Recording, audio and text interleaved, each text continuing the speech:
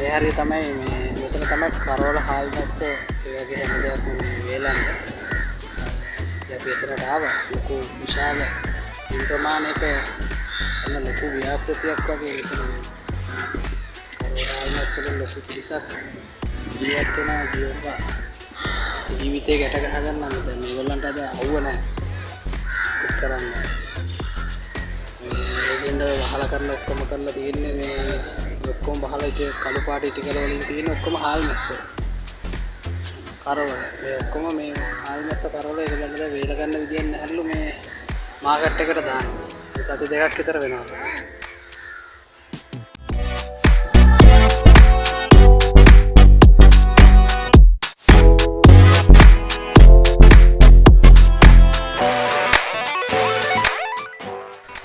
ඒක වැස්ස නිසාද වහන්නේ?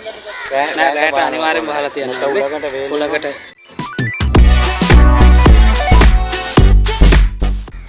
හවස් රැ වෙනකොට මේ වේලිච්ච කරවල අමු කරවල ඒක ඔක්කොම වහනවා. ඉන්න ඒවා වැටෙන නිසා.